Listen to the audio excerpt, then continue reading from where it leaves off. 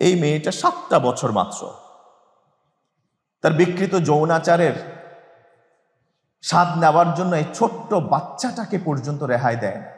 পুরুষ পরিচয় দিতে লজ্জা পাই। পুরুষদের চরিত্র এত খারাপ হতে পারে? গলা কেটে হত্যা করেছে, বডির এক অংশ ফেলে রেখেছে খাটের নিচে, আরেক অংশ মাথাটাকে বাথরুমে ফেলে দিয়েছে। আমাদের মেয়ে রামিসা,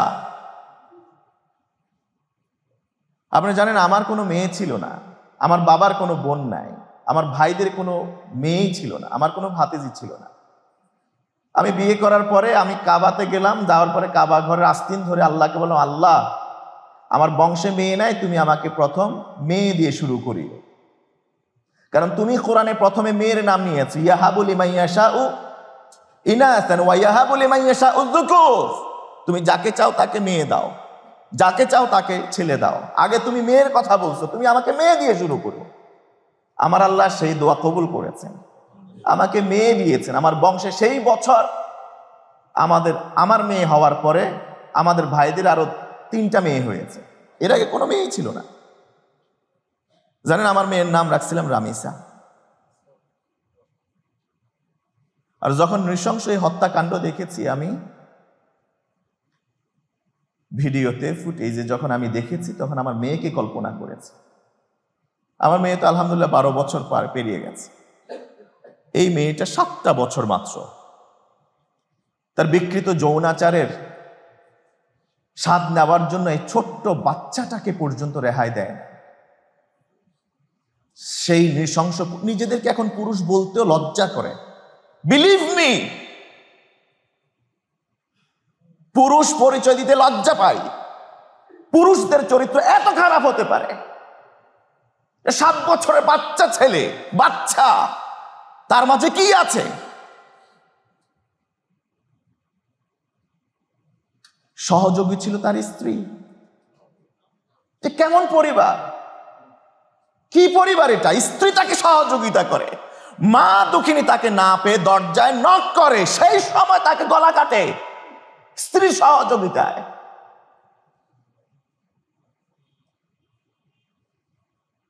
মেরে ফেলেছে, গলা কেটে হত্যা করেছে, বডির এক অংশ ফেলে রেখেছে খাটের নিচে, আরেক অংশ মাথাটাকে বাথরুমে ফেলে দিয়েছে।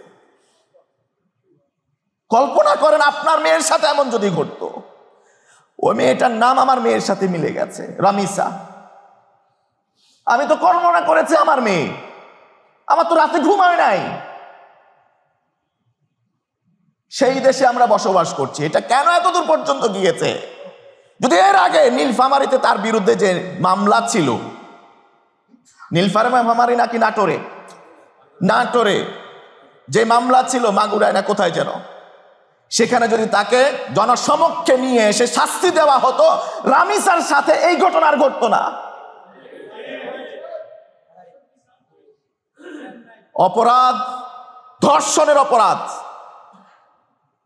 বিবাহিত ধর্ষক, তার শাস্তি তো হলো উন্মুক্ত ময়দানে নিয়ে এসে কোমর পর্যন্ত মাটির নিচে গেঁথে দিয়ে 4 দিক থেকে পাথর নিক্ষেপ করে তাকে হত্যা করে ফেলা।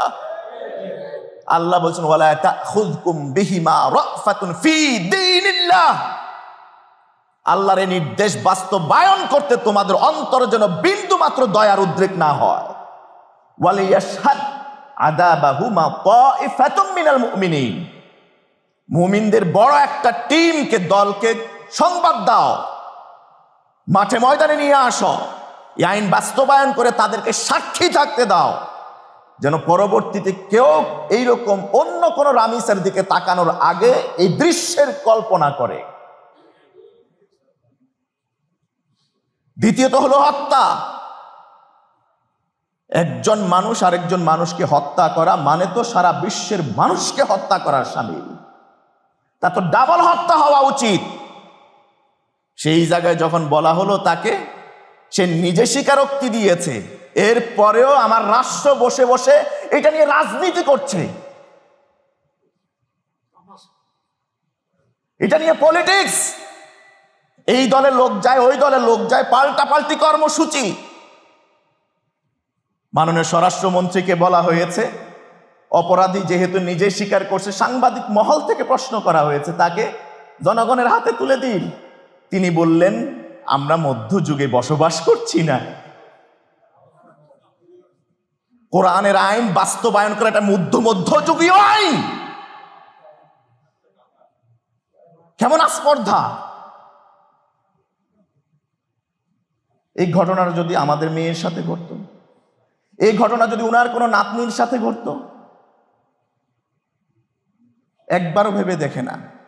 মাননীয় প্রধানমন্ত্রী গিয়েছেন, বাবা এর আগে বিচার চান নাই, তিনি বললেন আপনার আমার মেয়ের বিচার করা লাগবে না। কেন? আপনাদের কোনো রেকর্ড আছে? আপনারা বিচার করেছেন? কোনো নজির আপনারা রাখতে পেরেছেন?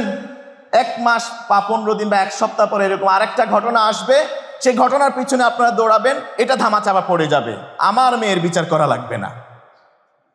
তার মানে হলো আইন প্রয়োগকারী সংস্থার উপরে, বিচার বিভাগের উপরে জনগণের আশা এবং 0 বা শূন্যের লেভেলে নেমে আসছে।